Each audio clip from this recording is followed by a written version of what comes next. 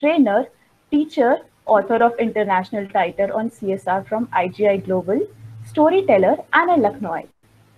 Talking about his education, he is an MPhil and PhD scholar. Currently, he is in collaboration with many universities and colleges in India as well as abroad. Along with that, he researches and designs heritage walks, curates tours, and keeps the curious child and students alive within. I request Syed sir to proceed in this session. Over to you, sir. Thank you so much, Geetika, for that thoughtfulness. I never knew I had so many qualities riding on my shoulder. Thank you so very much. Yes, that was a very long introduction. In brief, I am Syed Ahmad Rizwan. When people love me, they call me Rizwan, Riz, sure, Syed sir. Ahmad Rizwan. When they hate me, they call me Dr. Rizwan or Rizwan sir. So after the session, I'll see what you'd like to call me as and where. It's lovely. Can I speak both the languages, Geetika? Are people comfortable with Hindi Sure, as well as English? Okay. Or yes, if we sir, have sure. an English-speaking audience, I can have my examples only in English. Okay, sir. So I'm asking you, Geetika, do we have like a bilingual crowd or do we have only English-speaking crowd? So you can speak in both the languages. We are comfortable with everything. Thank you so much. So Jai Hind, everyone. Before I start, Adab, because as my CV says that I'm from Lucknow. Assalamu alaikum, Shashrikal, and a very, very good morning at my place and probably a good afternoon at your place. So this is what we'll be talking about, the dynamics of culture and how does it changes when it comes to tourism and what, because theoretically you have read so many definitions of culture per se. But when I talk about culture today, in today's sense, it would be very different. And believe me, you'll take something to carry for all your life. There's a couplet which we often use in Lucknow, which reminds me, and I would like to share it with you. Of course, I'll let you first the couplet go, and then I'll interpret it for you, because being an interpreter, we have been used to this kind of interactions. So, चमन में इख्तिलाफ़े बू से बात बनती है, चमन में इख्तिलाफ़े बू से बात बनती है. Chaman is the garden, ikhtilaf is like the conflict. Boo is, of course, the smells. So a garden has a smell. So it's saying that in a garden, the conflict of the smells bring out the colors. चमन में इख्तिलाफ़े बू से बात बनती है, अगर तुमी तुम हो तो क्या तुम हो, अगर हमी हम हैं तो क्या हम हैं. So it's like all about how you adjust, how you imbibe, how you move ahead and assimilate everything. There where lies the beauty. Today, I welcome you all on this my session on intercultural communication from a tourist perspective, how he sees the different colors and myriads, और कितने सारे सतरंगी इंद्रधनुष और रंग वो देखता है जब वो move out करता है. तो अगर culture की definition ले, आपकी किताबी लहजे से, culture is a group which shapes a person's values and identities. So culture के दो aspect हैं, एक outer shell और एक inner shell. इसको हम बहुत जल्दी में अगर आपको समझाने की कोशिश करें तो it's like two fruits. बाहर का shell जो कि outer aspect of culture को दिखाता है, और एक inner core जो values को hold on करके रखता है. So there can be cultural identities which can stem from the differences which we celebrate, the race, the ethnicity, the gender, the class, the religion, the country of origin, and geographic region. When I say race, an Asian would be very different from an American. For example, an Asian would wait to be invited second time for the meal. So if an Asian asks you, it's always considered very decent to politely say no, and yet from inside wait that you will get a second offer or option of eating. Whereas when an American does the same, it's very clear. Either you say yes or you say no. And your one yes or no would decide. So whenever you're moving with an American tourist, make sure if he offers you food. So if you have to have it, say yes for the first time. If you don't want to have it, say no at the first go. So it's like what we call in Rajasthan when we move across our country, our boundaries, Manuhar. So Manuhar is like pampering someone, saying, no, please have it, and you refuse. And second time it's offered to you. Like in Lucknow, we call it takalluf, where you again are offered something and taken back. Then there comes the ethnicity, the gender, the male and the female perspective of things are more important. In our culture, it is assumed that the men are not allowed to cry and women can show and shed tears. which is an accepted fact. Not saying that who is stronger or weaker. I think both are equal.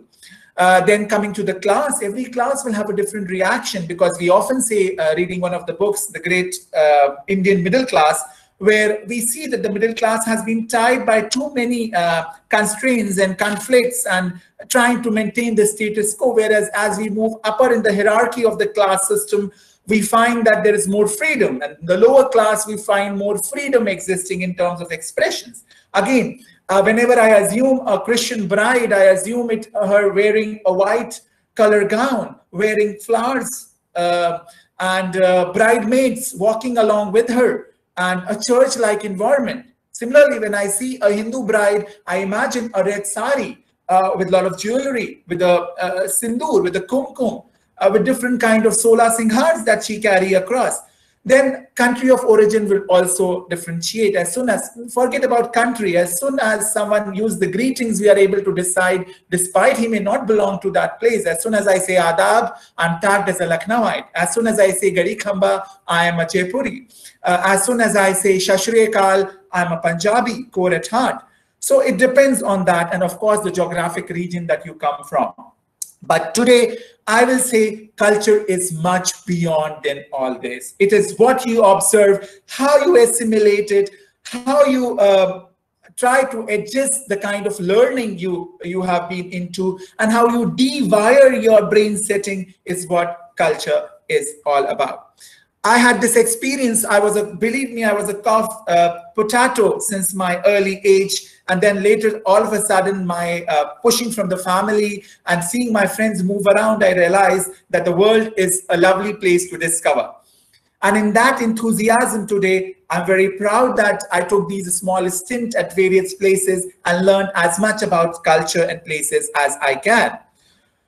So my definition of culture is nothing but the lens through which you view the world. I think one of the best answers that we can get is when we go to our childhood. We used to have these different kind of specs to play around, which had sometimes red color, sometimes green color, sometimes yellow color, and we used to don it. And whichever color of the lens was, we saw the world colored in that. So it is basically, it is central to what you see, how you make sense of what you see, how you express yourself and give an expression. Culture is the arts elevated to a set of beliefs. That's what culture is. Now, I will take one of the examples from Punjab. I was working at the Punjab University, and I had this lovely linguistic department where there was a researcher from outside. He invited me for a cup of coffee at his department and said, Rizwan, can you report tomorrow at 10 o'clock? I said, yes. Then he said, 10 o'clock my time or your time? I laughed. I said, IST. So again, he said, Indian stretchable time or Indian standard time? I say Indian standard time, but it had a pinch in me because I wanted to confront.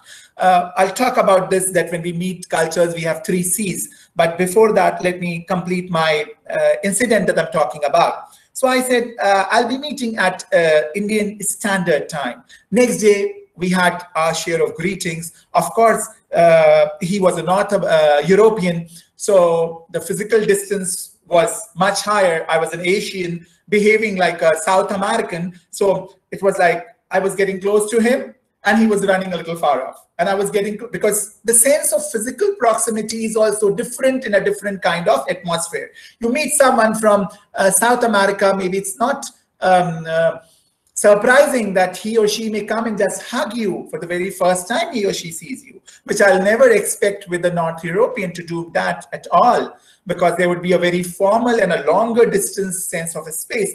So after a while, I could see in his room, because he had a big room which had been given to him. So there was a sort of a dance happening. He was shifting 2 steps back and I was shifting 2 steps in front. He was shifting 2 steps back and I was shifting 2 steps in front. So there was a kind of dance happening in between. Eventually, when we settled down, we shook hands, and then I said, friend, everything okay, but what was the joke about IST? Then he said, don't take it very personal, Rizwan. You come from tourism and you have more open boundaries. I believe it lies with the geography of your place. In Europe, the place where I come from, we have just one season where we can sow the seeds, खेती कर सकते हैं, हम फसलें उगा सकते हैं, क्योंकि सूरज एक वक्त मुकर्रर वक्त पे निकलता है और ये जो गर्मी है, फसल का सीजन है, वो सिर्फ एक वक्त के लिए रहता है। तो हमारे पास कोई चॉइस नहीं है अलर्ट होने के सिवा।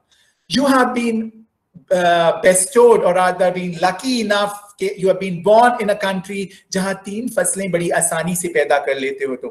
सूरज देवता हमेशा तुम पे मेहरबान रहते हैं। So that's how you guys, importance of time is a little less in counts, because you know, if you miss one season, you have a second season to depend upon. You miss second season, you have a third season to depend upon. You will not die of hunger. Whereas in our case, we don't have that option, and that's from where that come from. And then this diagram, that is what I developed in terms of culture, that there would be visible cultural differences, but there will be invisible cultural root. So I was seeing the time as a visible cultural difference, but the invisible cultural root was the geography of the place. So that's how this overall came into.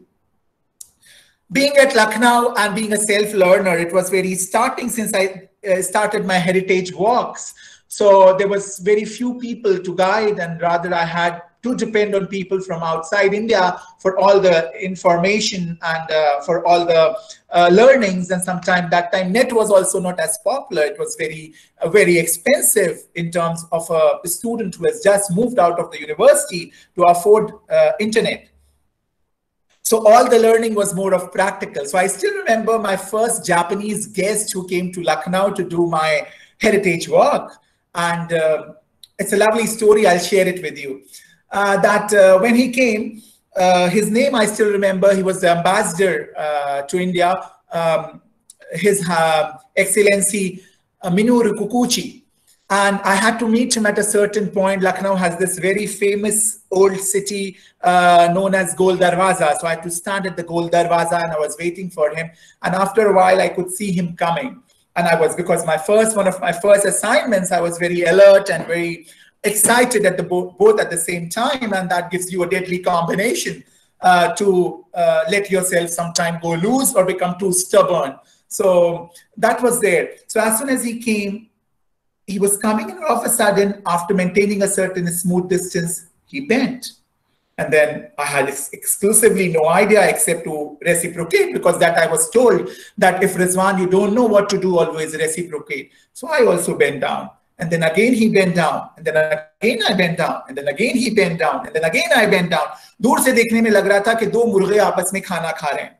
2 roosters having their feet together. And this continued for a good 10 minutes, 15 minutes.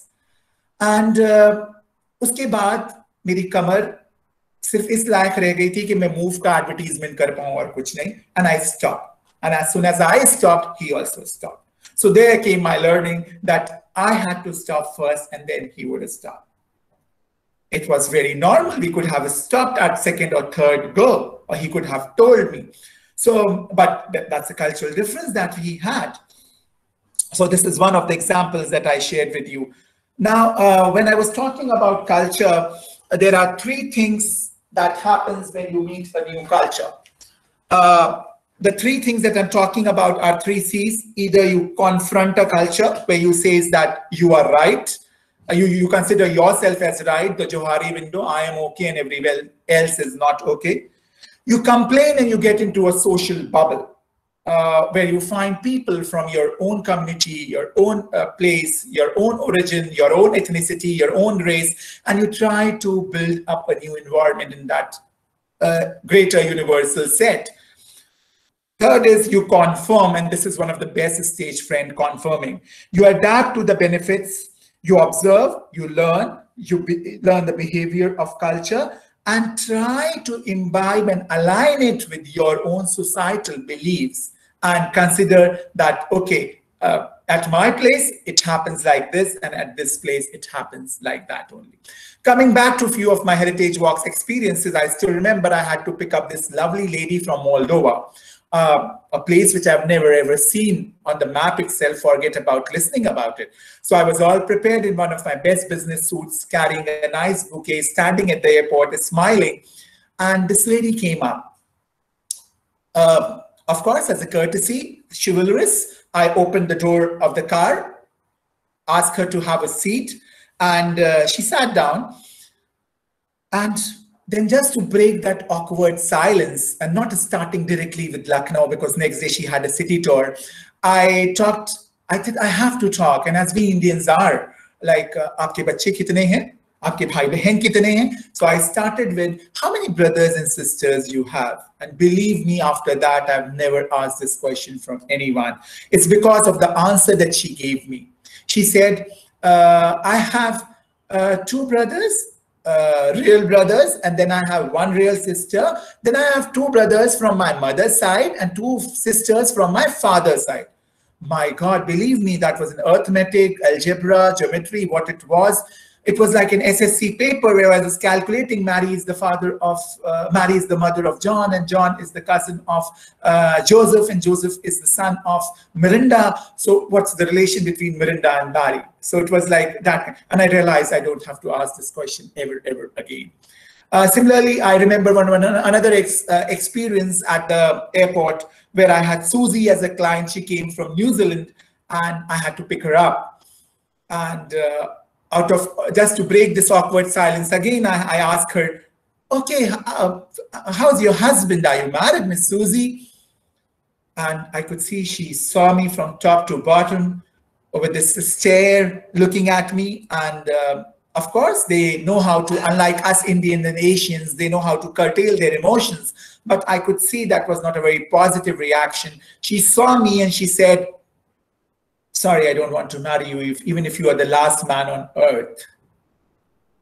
So getting that answer back, this question was also out of scenario, out of point, that, okay, I'll not ask this question also from anyone, that are you married or not? Because in India, this is the best, this we do. During one of our tours, I remember I went to Goa and I spent a long time, did my MPhil study also there. And again, that Indianness came inside. I was walking on this Anjuna beach, which is famous for all the wrong reasons. And I could see this very small child. He was hardly like walking on his, like both hands and feet on his quadruplets. And he was trying to walk across towards the waves.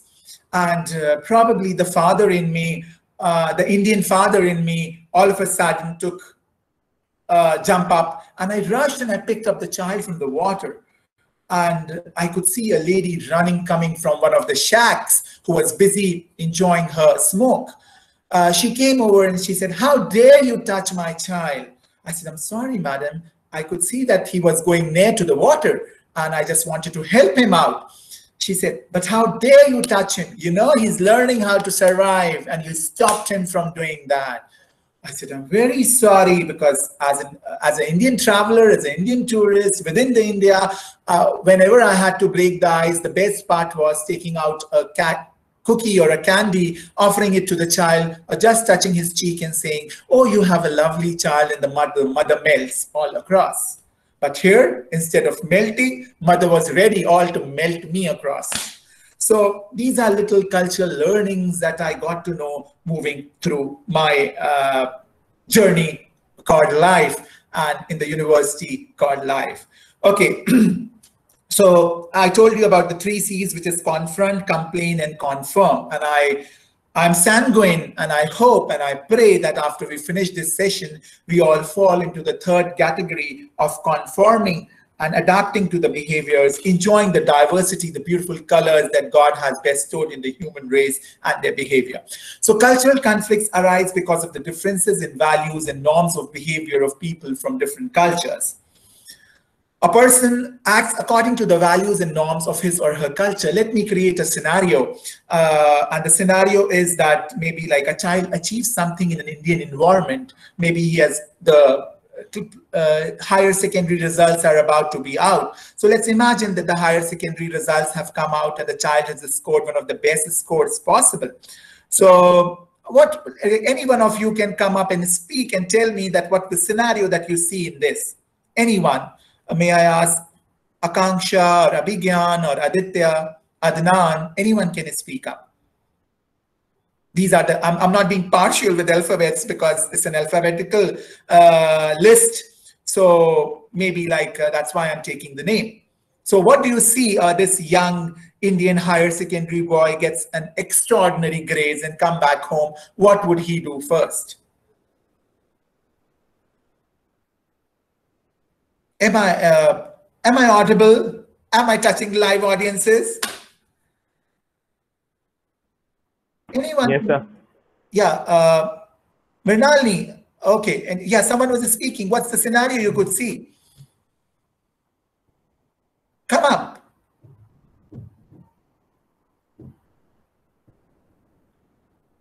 I think some issue, either you guys are muted from the other side, no problem. I'll give you the benefit of doubt. I know I have some very lovely live audiences on the other side.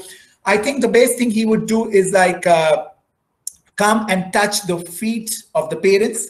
Maybe there's a temple inside the home, or maybe a temple outside. He would go and try doing a matha taken, or bow his head in front of the deity and take blessings of the god and his parents.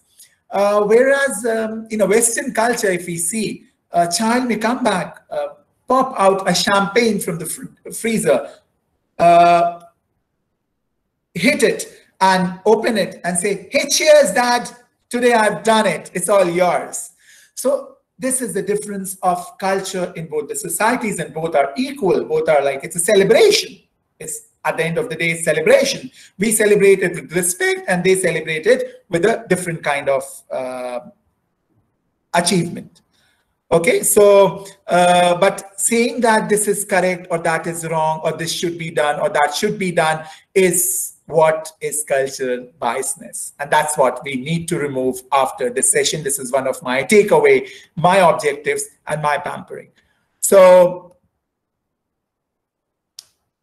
this situation creates misunderstanding. Now let's come up with very small things. I have this again, one of the guests who came from the UK, and these UK people, they have a little upper stiff lip kind of behavior, or upper nose, what we call as.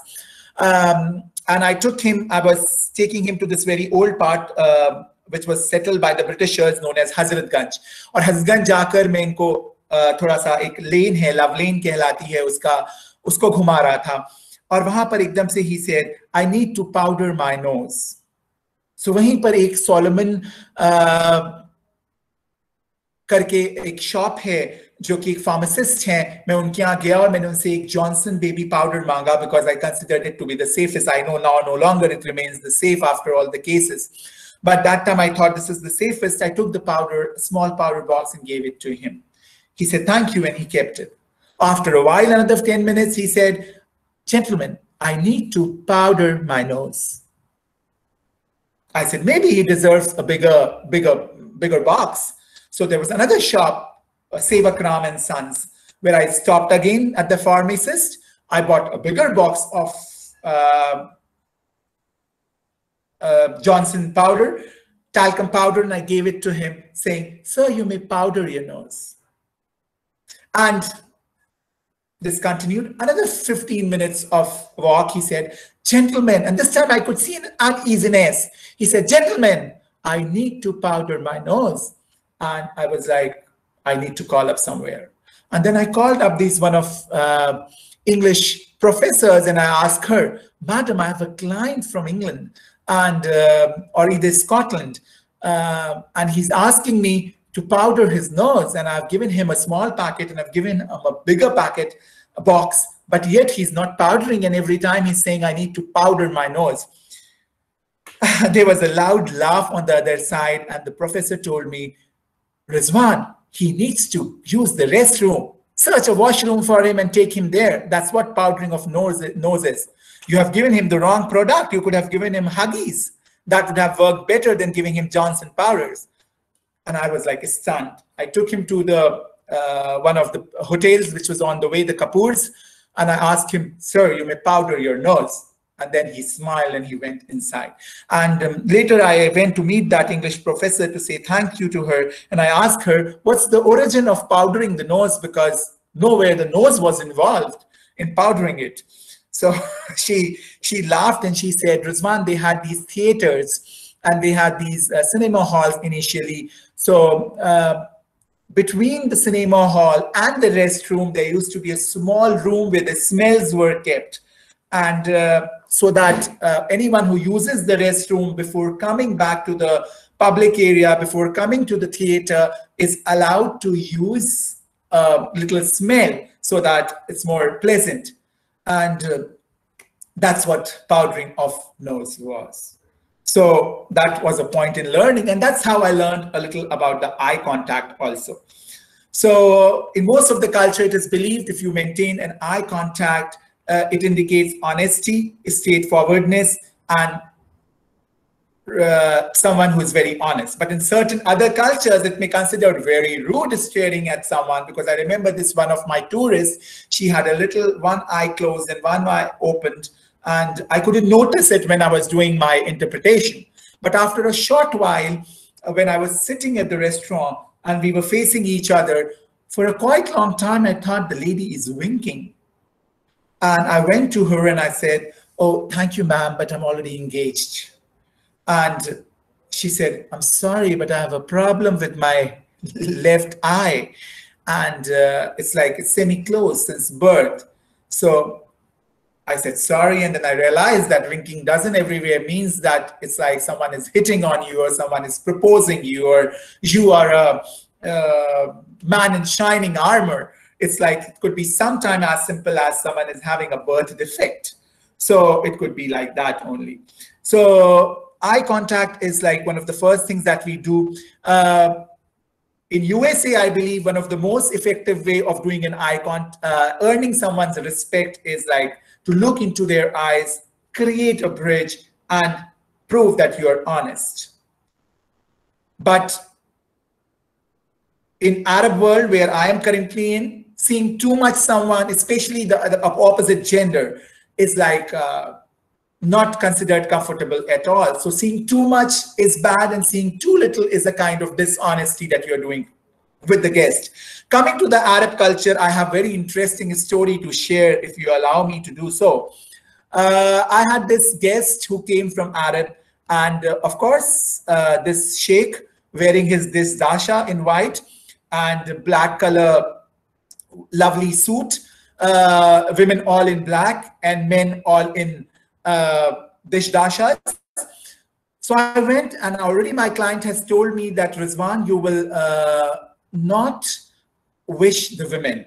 You will only and only wish the male." So I learned it. I went ahead and I could see a train of women behind one man, around 4 of them, all clad in black from top to bottom. I said, "Assalamu alaikum." And I knew the man's name. His name was Mr. Khalid. I said, "Assalamu alaikum, Mr. Khalid. How are you?" He said, "Alhamdulillah, fine. Naam." I said, "Syed Ahmad Rizwan." Then he said, "Naam." I said, "Syed Ahmad Rizwan." And again he said, "Naam." I said, "Syed Ahmad Rizwan."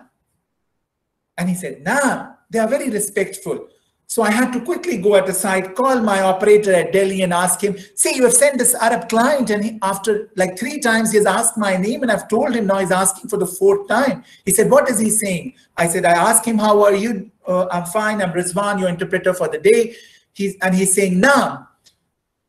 And 3 बार नाम मैं अपना बता चुका, अगर 4थी बार बताया तो मेरा निकाह हो जाएगा इस बंदे से." My operator on the other side said, "Rizwan, naam means okay. So you have told your time three times your name, and he has said okay every time. So it's okay. You can stop and say, finish it off." And I was in a shook bomb. And there only I learned, this gentleman was kind enough. Later, when we opened up after the Heritage Walk was over, he told me that, "Good you never wished our ladies. Even if you need to wish them, always take the name of the man who is following, like Khalid, mother of Khalid, Khalid's family, assalamu alaikum, or just say assalamu alaikum and see towards all and just give a glaring eye." So that was one learning which I took from my Arab group. So see how like naam in Hindi means name and naam in Arabic means okay. So I embarrassed myself to the best possible manner that I could. Moving further in the eye contact section only, the body language speaks. In English culture, again, a certain amount of eye contact is required, but too much makes many people very uncomfortable. So you have to be careful. Like I still remember, sometimes we Indians have a habit of saying "Dikki mein rakh do," but for a foreigner, there's nothing like a dicky. Dicky is a bad word there. So it's like either you use the hood or the boot. Which side of the car you're talking about? Hood or the boot? That's how the international scenario and conversation and parlance becomes. Coming to Punjab is still, let's have some wonderful stories moving from the eye contact. Initially, when I went to Punjab, it was very early in my career and I've not moved out much till then. And my train was arriving and I was a little afraid and jittery because I had not spent much time with Sardars in Lucknow because we had only one Sardar in all the 4 sections of my college. So I didn't have much interaction with him. So I was a little skeptical. So I called one of my friends from Lucknow who was living at Chandigarh that please come and fetch me up from the station. And as usual, we Lucknowites are kharama, the slow moving we are. The train reached Ambala and I called him up. I said, within 20 minutes, 30 minutes, I should be at Chandigarh station. So I'm expecting you, bhai, come and pick me up. He said, oh, I was sleeping. I just woke up. Would you mind? 2 रास्ते हैं चंडीगढ़ पे जब आप उतरेंगे, एक पंचकुला की तरफ है और एक चंडीगढ़ सिटी की तरफ है. तो तुम पंचकुला की तरफ आ जाना और वहां से नीचे उतरकर ऑटो ले लेना. So and he gave me the directions कि कौन सा एरिया लेना है. स्मार्टफोन्स तब नहीं होते थे कि वो मुझे लोकेशन भेज दे और ओला उबर करके मैं पहुंच जाऊं. So I went out of the Panchkula and I was like puzzled actually, which side to move, which side to go ahead, which side to do. And like all of a sudden, I saw this tall, humongous man like me wearing a big dastar and standing a policeman. And हमारे UP में generally, with all due respect, my father also is from the armed forces and the uniform services, so I can take that privilege. That UP में ज़्यादातर police जो सबसे ज़्यादा काम आती है वो रास्ता पूछने के काम आती है. So I took this privilege of going to this gentleman, the tall, handsome police wala of Punjab, whom I asked him. In Lucknow, we always have a way of saying it. I asked him, "Huzur, आपको एक तकलीफ दूँ?" And he saw me from top to bottom and he said, "Abhi dekh." And I had to just run with my feet and with my luggage somehow to manage myself, not having any tragedy on the first day itself of my coming to the great Punjab, a city which is a place which is very close to my heart now, and I love it and would love to spend some more time there. And then this friend, he lives near at sector 17, and I was asking everybody sector 17, 17, and people were not able to understand, and they were saying Satara. I said, I don't have to go to heavens. मुझे अभी जीना है, अभी सितारों में नहीं जाना. So later I found someone from UP and he stopped and he laughed and he said, "आइए sir, मेरी गाड़ी में आइए और आपको ये सतारा ही है, यहाँ 17 को सतारा कहते हैं." And that was another lingual change that I could see, and I reached Punjab. Punjab story is still not over. Let me tell you some more things about it. I had to take this. Chandigarh Punjab University is situated just opposite PGI, जहाँ से buses मिलती हैं. और as a Lucknowite, हमारे लखनऊ में बूढ़ों को आगे चले जाने देना, उनको जगह देना is considered a mark of respect. So I had this in my mind. So anybody who was trying to come up on the bus, I always used to get up, offer my hand, pull them up. So this young man, probably from PGI, was coming and he tried to climb the bus. And I was inside the bus. So I offered my hand, but like he was a true Sardar and he felt that this is not right. He can do it on his own. So he had few papers in his hand. He said, "Phad do." And I took the papers and I tore them off. And there was an awkward silence in the bus. And he said, "Putter, ki kiya?" And I was like, "I've done something wrong." And the conductor was bursting into laughter. And he said, "Putter, phad do nahi." And I thought he said "phad do," and मैंने फाड़ के पकड़ा दिया. And later I learned in Punjabi, Phar do means pakad lo. Similarly, my landlady prepared certain pickles and she asked me to keep it in the sun and she said, chak do. And I took out a little bite and tasted it. And then she told me, kya kya puttar? Tune jutta kar diya. Ab sucha nahi raha. And I was like, madam, aap hi ne to kaha, chak do. She said, chak do is to keep it there in the sun, not chak do. So, little Punjab element that happened with me. I'm sharing it with you. There only I learned, we all were having food and a fly all of a sudden, a bug rather, came and sat on the star of someone's this thing. Okay, like initially I used to call it paggad, and then I realized paggad is a disrespectful word. You don't call it paggad, it's pug or it's the star. So a bug came and sat on it, और मैं खाना खा रहा था, मुझे लगा उसको कहीं काट ना ले या कुछ कर ना दे, मैंने उसके सर पे से हटा. उसने फौरन हाथ से इशारा किया, stop, and he said, थोड़े हाथ झुट्टे हैं. And then I realized this is not only a headgear, but it's a symbol and it's a mark of respect. So I can't use it. I have to first tell him that there is something on your dastar or pug. And if he allows me and my hands are clean, I'll remove it or I'll let it take its course, but I'll not intervene in between and do it. So a little learning of culture there. So moving further, in South Asian and many other cultures, direct eye contact is generally regarded as aggressive and very rude.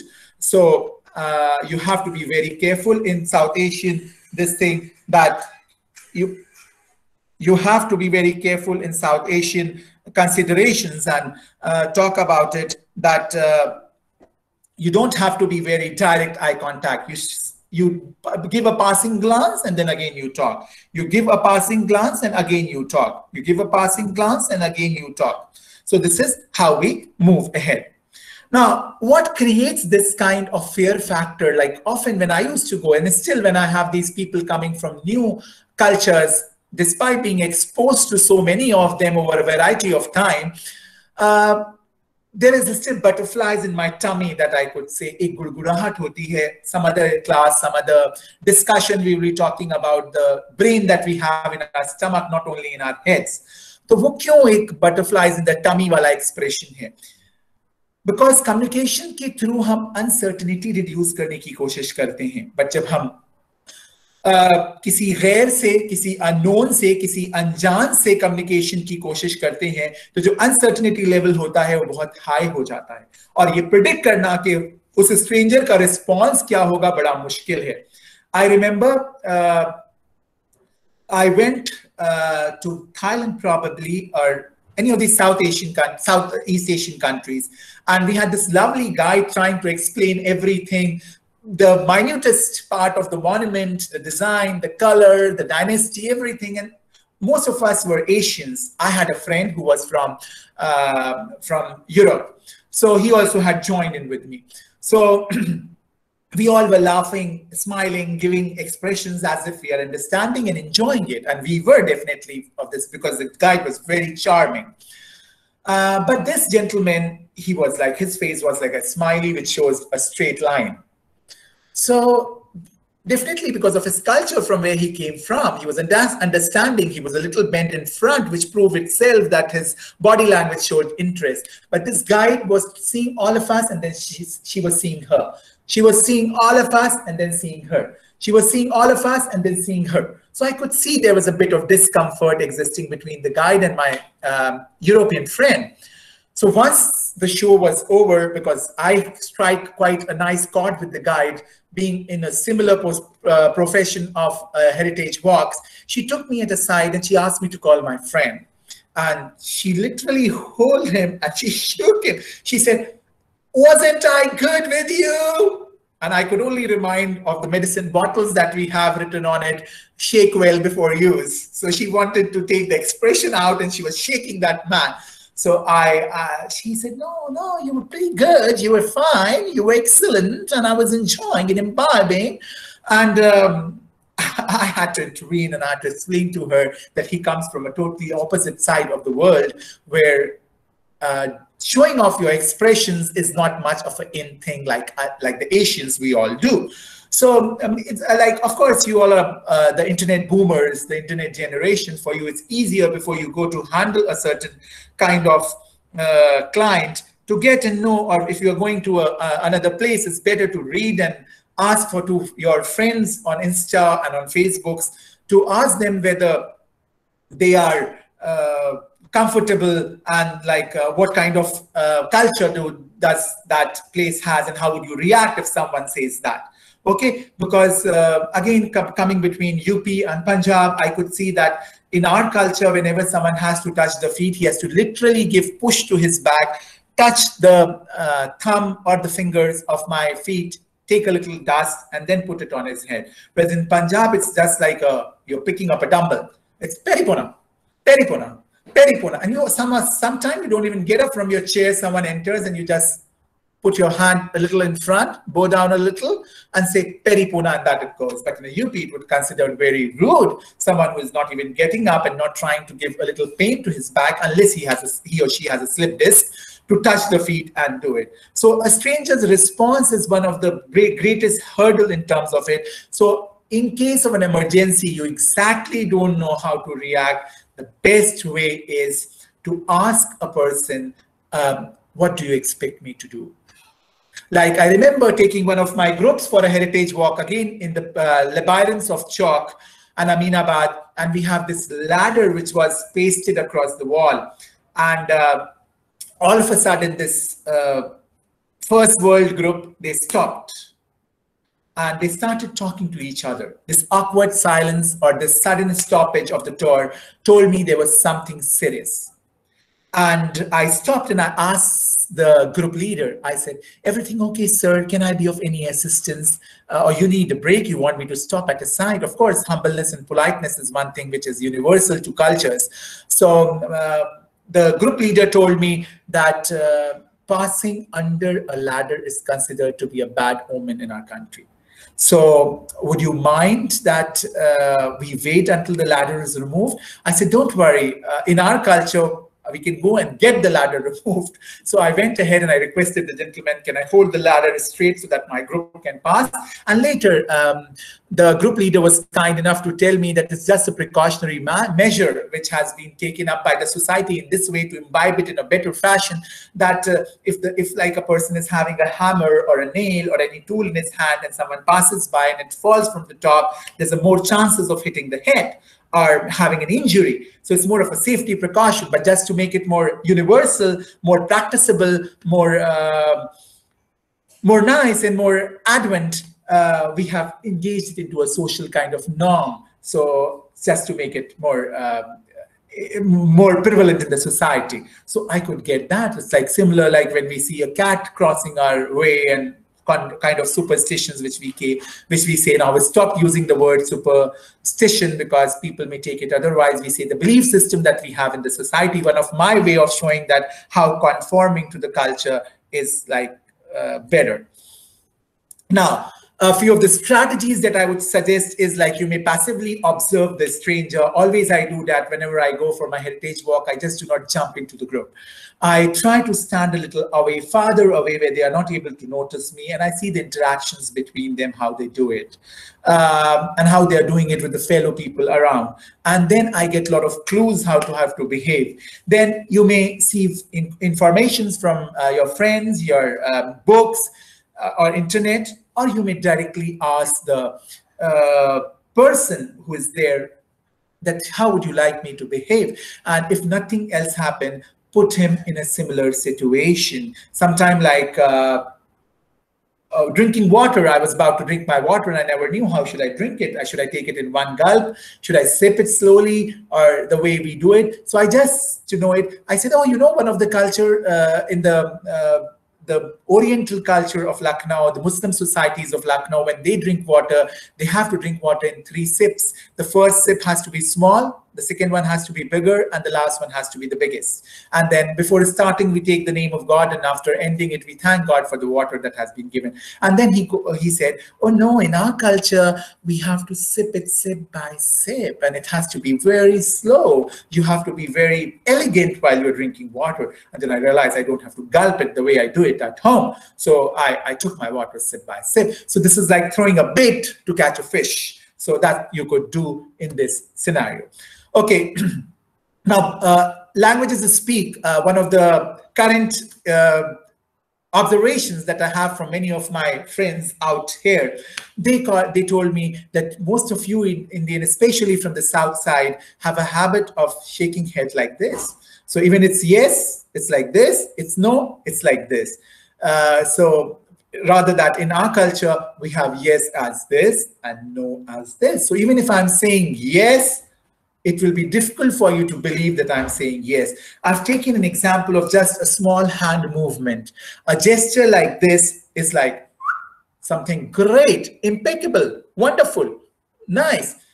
If I raise it to my eye and I see it like this, it shows you that I'm observing you. And as soon as this gesture comes here, this means enough of your nonsense.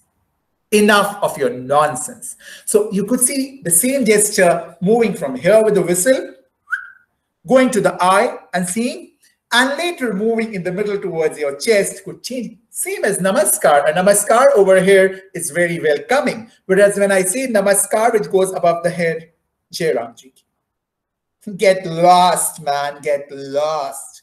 So that's how we do it. So I believe these are little body language, which is very important, and we need to keep talking about them and observing them, looking into them, and of course, giving them due importance. So, which is very, very good. Then moving further to my next discussion, which is again fingers crossed. We all remember during our childhood, we used to do this anti bunty. Anyone who used to be dirty was, and we never wanted him or her to get close to us. अपने करीब नहीं आने देना चाहते थे, और उसने अगर बॉल कहीं नाली से उठाई है या हाथ में कुछ गंदगी लगी हुई है, so we used to cross our fingers, don't touch me, don't touch me, don't touch me. It's a sign of like purity and good luck. In Europe, it again brings the good luck and protection, but in Paraguay, it's an offensive gesture. So that is there. Then again, a simple okay is like in USA, it's okay. And I will tell you that this sign, I had again in a Chinese, when I finished my walk with the Japanese ambassador, I was very happy that I could handle an ambassador, and the walk is over, the tour is over. So I showed him this, and he quickly took out money from his pocket and put it in my hand. Later realizing that in Japan, this meant money.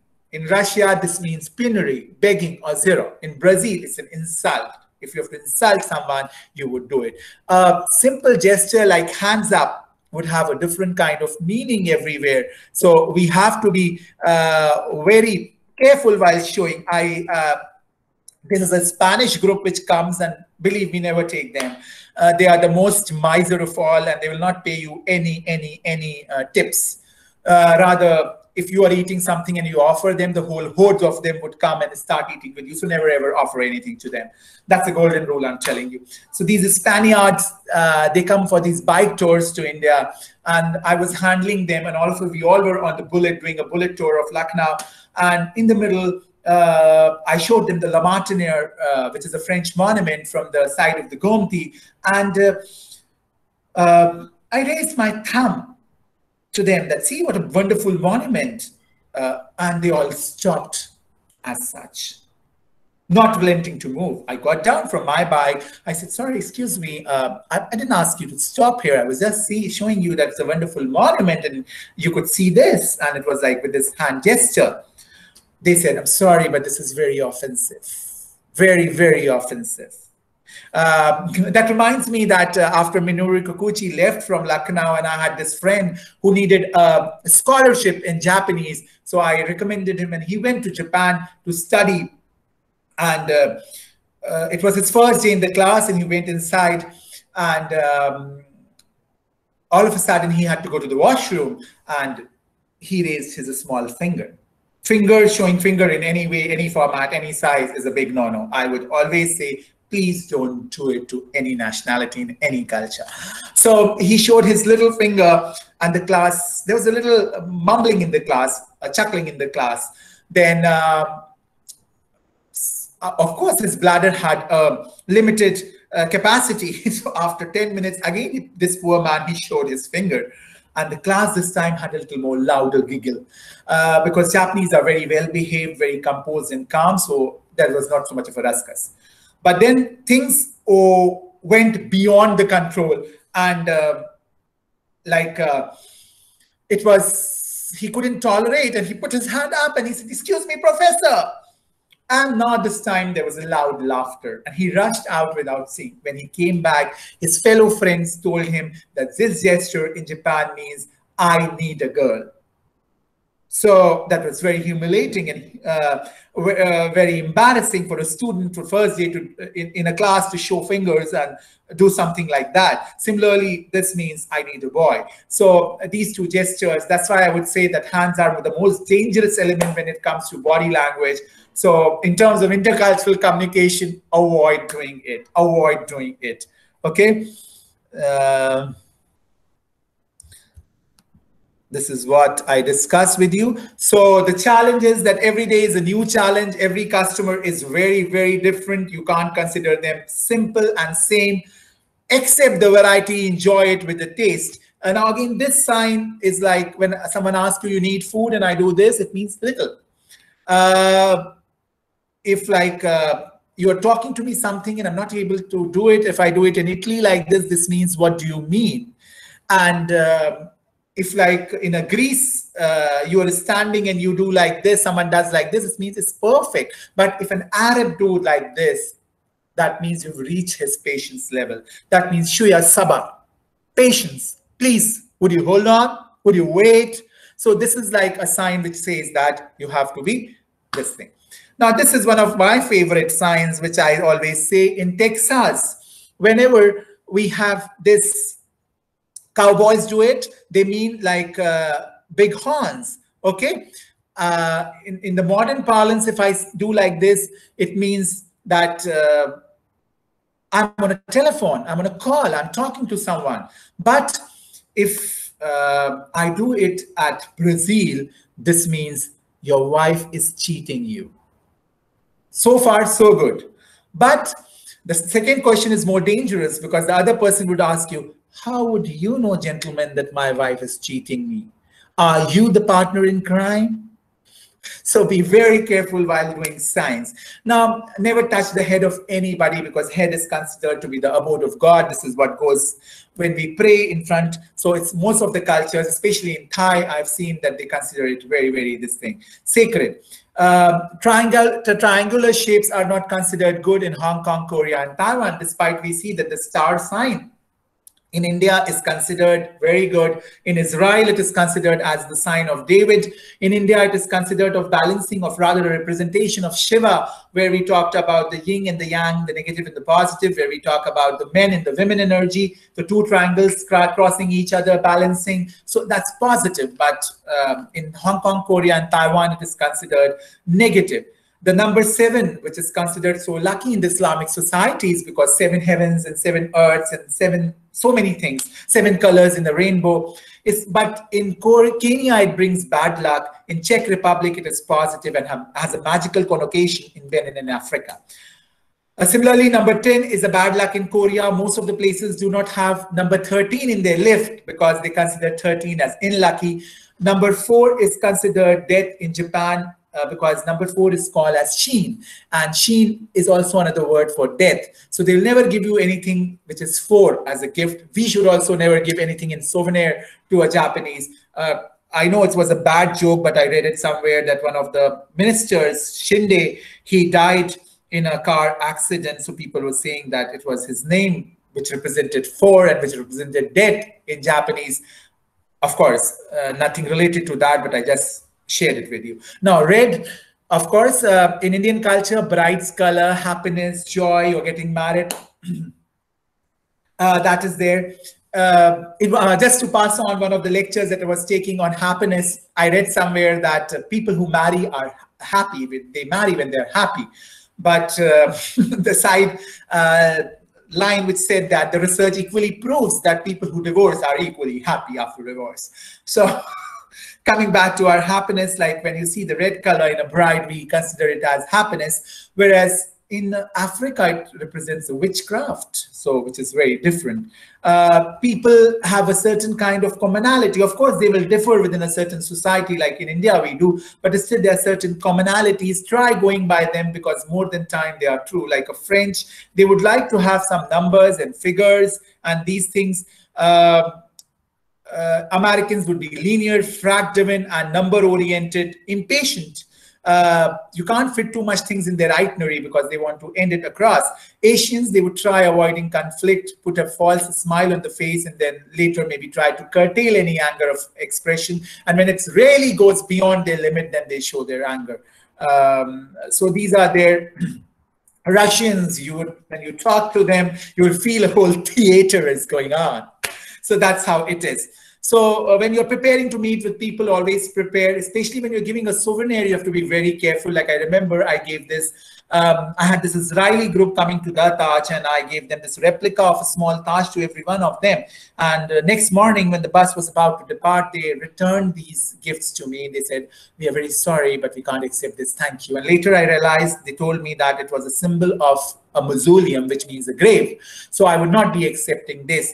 And one more thing that they told me was that because it's a Islamic symbol, sign of Islamic power, we don't want to carry it to Israel with us. Thank you. So while deciding a souvenir for your guest, for your friends, when you're moving to another culture, be very careful. Because in India, I've seen certain places, if you gift a perfume to someone, it's not considered good.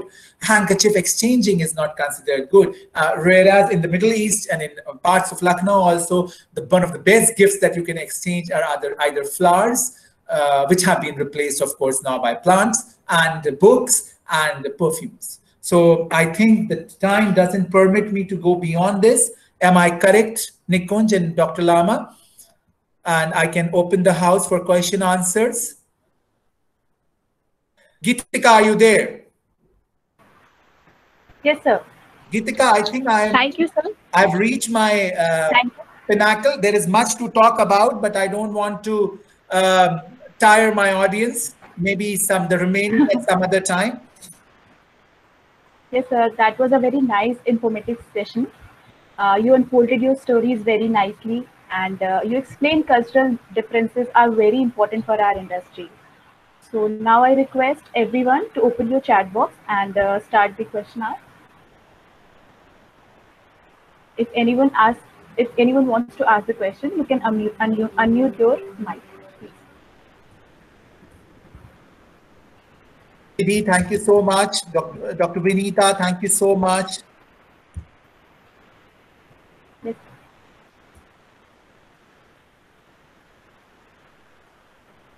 It was an honor and privilege for me to be here, a part of this little learning that I say, because I believe no one can teach you anything, only God and time can teach you.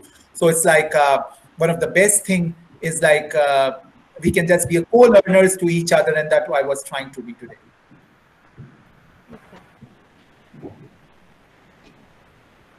So anybody, any questions? If no, then we could talk. Hello, sir. Myself, Parul.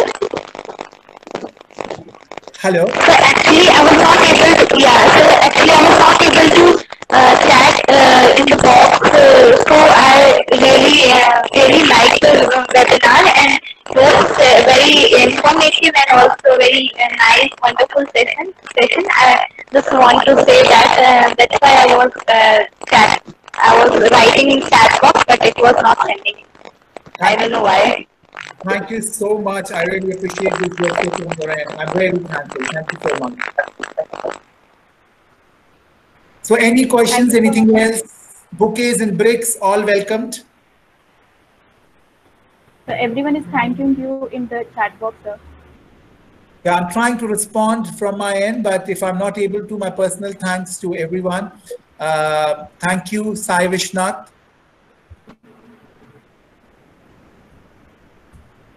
Nidhi, once you give me permission to leave, I will. Malvika, thank you. Very well penned up. And Dhruv, Adnan, Harshit, Yes, sir. Varsha, So thank also, you. I want to tell you that I'm calling you Rizwan, sir, out of my respect, and we all enjoyed listening to you, sir. Thank you so much. That was so lovely, Gitika. I really enjoyed interacting with you guys. Hello, sir. Thank you so much for today's lovely session.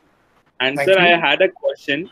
Like, for example, you told us about various different groups coming and the gestures you use for a different groups. What if there is a mixed group, like for Japanese and Spanish, all of them came all together? Then Be what very we have? international. Be very international. I believe being the Brit way is one of the best ways because they are the most conservative ones. So if you follow, because as such, we Indians also have been a British colony. So most of the mannerism and etiquettes that we have, we generally learned it from them. So in terms of business, I mean, of course, we have our own sanskar, which we respect and are much above everything. But like following the Brit way is one of the best ways to be able to present yourself. So like not being too informal, curtailing yourself, but yet, and yes, minimum of hand gestures.